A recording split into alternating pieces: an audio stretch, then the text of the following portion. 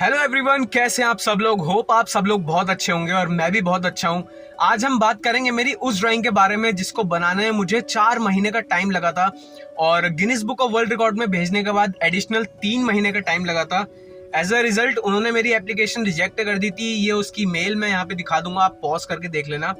उसमें लिखा था कि there is no further competition in this field. तो आज हम इस वीडियो के माध्यम से डिस्कस करेंगे कि बॉटम जीरो से लेकर रियलिस्टिक फिनिश तक इतनी बड़ी ड्राइंग बनाने में मैंने क्या क्या प्रॉब्लम फेस करी, मैं किस किस इमोशन से गुजरा, सारी चीजें डिस्कस करेंगे। वीडियो थोड़ी लंबी हो सकती है बट एंटरटेनिंग और नॉलेजेबल जरूर होगी, तो इसको एंड तक जरूर देखना। तो चलिए शुरू करते हैं। तो सबसे पहले आता है कैनवास, और इतना बड़ा कैनवास मिलना मुश्किल ही नहीं नामुमकिन था, क्योंकि इतना बड़ा कैनवास बनता ही नहीं है। तो मैं मार्केट गया, मार्केट से मैंने 10 फीट बाय 3 फीट के 3 पीसेस ले आया और घर में मम्मी से स्टिच करवा लिया। बट स्टिचेस के ऊपर ड्राइंग करना भी बहुत बड़ा प्रॉब्लम था, बट भाई तुम्हारा कलाकार है, मैंने वो भी प्रॉब्लम सॉल्व कर दिया। फिर मैं आया बेसिक लेआउट पे, और बेसिक लेआउट बनाने के लिए मैंने ग्रिड मेथड का यूज किया, which I personally think is the best method for drawing sketches और फॉर रियलिस्टिक ड्राइंग्स। और बेसिक लेआउट बनाने के बाद मैं डिटेलिंग पर आया, और डिटेलिंग स्टार्ट करने के बाद I was a bit nervous, क्योंकि छोटे छोटे पीसेस बनाने में मुझे 2-2 घंटे का टाइम लग रहा था। तो मुझे लग रहा था कि मैंने गलत पंगा ले लिया है, बट कहते हैं कि अगर आपका माइंडसेट अच्छा है तो you can achieve everything in your life. तो वही सोचकर मैंने बनाना स्टार्ट किया और मैं बनाते रहा, और मैंने ये प्रोसेस बहुत इंजॉय करी।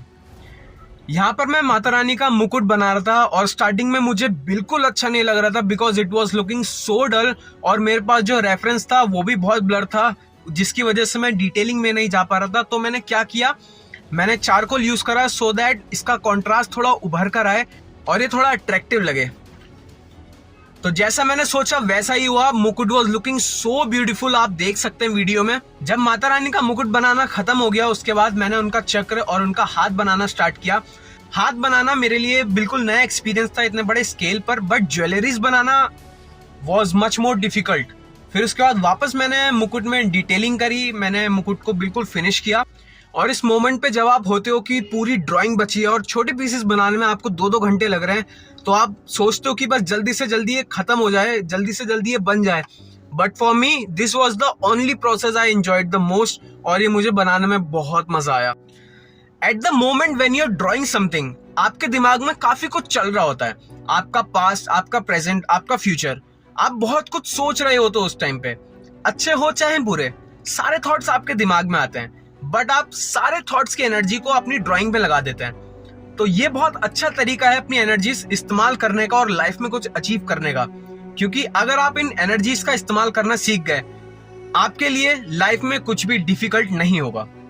अगर आपको इतनी बड़ी ड्राइंग बनानी है या आपको स्टैंड आउट करना है, तो सबसे पहले आपको अपनी मिस्टेक से सीखना पड़ेगा। उससे भी पहले आपको मिस्टेक करना सीखना पड़ेगा, क्योंकि मिस्टेक्स आपको एक्सपीरियंस देकर जाएंगी कि क्या नहीं करना है। और इतने बड़े स्केल पर ड्राइंग बनाने के लिए आपको आपकी ड्राइंग के बारे में नॉलेज होनी चाहिए, आपको अपने मटेरियल के बारे में नॉलेज होनी चाहिए, आपको अपने मटेरियल्स के साथ टाइम स्पेंड करना पड़ेगा, आपको अपने कैनवास के साथ टाइम स्पेंड करना पड़ेगा, आपको अपना माइंडसेट वैसा रखना पड़ेगा ऐसी ड्राइंग करने के लिए। जैसा कि मैं यहाँ गलती बिल्कुल भी अफोर्ड नहीं कर सकता था, क्योंकि अगर आप पेपर पे ड्राइंग कर रहे हो, आप इरेज करके वापस फ्रेश स्टार्ट कर सकते हो।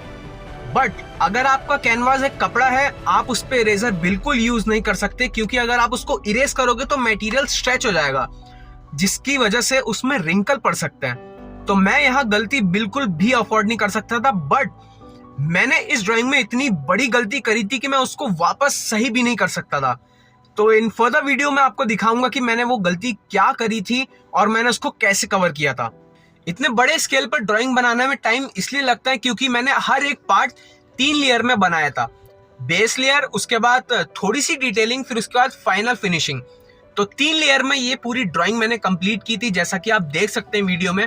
तो जैसा कि मैंने आपको पहले वीडियो में बताया है कि मैंने सबसे बड़ी गलती क्या करी थी इस स्केच में, और मैंने उसको कवर कैसे किया था, तो वो गलती थी राइट साइड का बॉटम हैंड। तो वो एक हाथ एक ब्लॉक राइट में था और मैं उसको पूरा इरेज नहीं कर सकता था, बिकॉज मैंने उसको फाइनल डिटेलिंग भी दे दी थी, और फाइनल डिटेलिंग के बाद अगर मैं उसको इरेज भी करता तो उसका मार्क और उसका स्ट्रेच वहीं छूट जाता।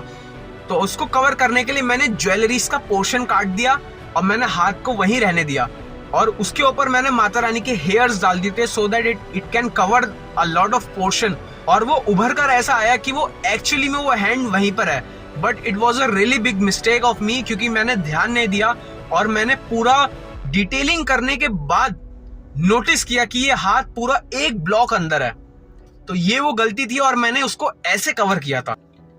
और इस ड्राइंग का सबसे इंटरेस्टिंग कैरेक्टर जो है वो है माता रानी का शेर, और वो शेर मैंने अलग रेफरेंस से बनाया था, क्योंकि जो रेफरेंस मैंने यूज किया था उसमें पूरा शेर नहीं था, तो अलग से शेर का रेफरेंस लेके मैंने शेर ड्रॉ करा था।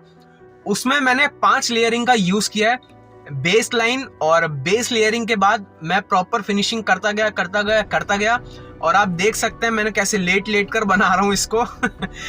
उसके बाद माता रानी के गले से जो माला आ रही है मैंने वो भी बनाई, और इस सब को कॉन्ट्रास्ट देने के लिए बीच में पूरा चारकोल का इस्तेमाल किया है मैंने, ताकि ये सारी ड्राइंग ऐसे उभर कर आए, क्योंकि व्हाइट बैकग्राउंड में इतना कॉन्ट्रास्ट ड्राइंग नहीं दे पा रही थी, तो ब्लैक बैकग्राउंड में ये उभर कर आ रही थी, इसलिए मैंने चारकोल इस्तेमाल करना प्रेफर किया। उसके बाद मैंने माता रानी की साड़ी बनाना स्टार्ट करी, जो कि बहुत ज्यादा कॉम्प्लेक्स थी और उसमें डिटेलिंग काफी ज्यादा करनी थी, उसमें रिंकल्स प्रॉपर देने थे, तो वो भी मैंने बनाकर कंप्लीट किया। आप देख सकते हैं कैसा लग रहा है। और इस टाइम पर आधे से ज्यादा ड्राइंग खत्म हो गई थी and I was very happy for that, क्योंकि ये अलग लेवल का मोटिवेशन था मेरे लिए, क्योंकि जहां मैं स्टार्टिंग में सोच रहा था कि ये स्केच कैसे कंप्लीट होगा, ये वीडियो बना पाऊंगा या नहीं बना पाऊंगा, बट अब जब आधी ड्राइंग खत्म हो चुकी है, अब मेरे अंदर और ज्यादा कॉन्फिडेंस आ गया था ये ड्राइंग बनाने के लिए, जल्दी से जल्दी फिनिश करने के लिए, तो मैं फुल ऑन इसमें लग गया था। और उसके बाद मैंने माता रानी का फेस बनाना स्टार्ट किया, जो कि बनाना मुझे बहुत पसंद है, मुझे स्केचेस बनाना बहुत पसंद है, और ये वो पार्ट था जहां पे माता रानी को बिल्कुल रियलिस्टिक लुक लगने वाला था, क्योंकि फेस ही था जिसकी वजह से आप सब आकर्षित हो गए इस ड्राइंग में। और माता रानी की पुतलियां या आंख सबसे लास्ट में बनाते हैं, मेरी मम्मी ने बताया था, तो मैंने वो पोर्शन सबसे एंड के लिए रख दिया है, पूजा करने से पहले। माता रानी के बैकग्राउंड के लिए मैंने 2H पेंसिल से शेडिंग करी और उसके बाद मैंने कपड़े से पूरा ब्लेंड कर दिया। उसके बाद जो मुकुट के पीछे का बैकग्राउंड था वो मैंने चारकोल यूज करके बनाया, क्योंकि मुकुट को कॉन्ट्रास्ट देना बहुत जरूरी था और वो पेंसिल से नहीं हो पाता, इसलिए मैंने चारकोल का यूज किया। ज्वेलरीज को प्रॉपर फिनिश देने के लिए ज्वेलरीज में शाइन होना बहुत जरूरी है, और शाइन देने के लिए मैंने व्हाइटनर का यूज किया था, जिससे ज्वेलरीज और भी ज्यादा उभर के आ रही थी, और मैं यहाँ पर वही कर रहा हूँ। तो ऑलमोस्ट वो दिन आ गया है जब हमारी ड्राइंग लगभग कंप्लीट हो गई है। इतने महीनों की मेहनत, इतने टाइम की मेहनत रंग लाई है। आप देख सकते हैं ये ड्राइंग कितनी ब्यूटीफुल लग रही है, माता रानी कितनी सुंदर लग रही है, शेर कितना सुंदर लग रहा है, हर एक चीज कितनी सुंदर लग रही है। इसके बाद हम पूजा करेंगे, प्राण प्रतिष्ठान करेंगे, उसके बाद ये ड्राइंग पूरी फिनिश हो जाएगी।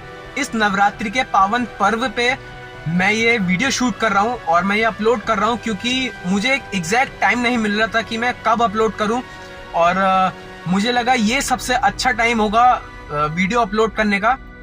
तो दोस्तों हमारी ड्राइंग कंप्लीट हो चुकी है, आप देख सकते हैं, मैं छोटी छोटी क्लिप्स भी डाल दूंगा अपनी ड्राइंग की। And thank you so much and तक देखने के लिए। जितना हो सके आप इस वीडियो को शेयर कीजिए, मेरे चैनल को सब्सक्राइब कीजिए, मुझे सपोर्ट कीजिए और देखते रहिए चटक पत्रकार।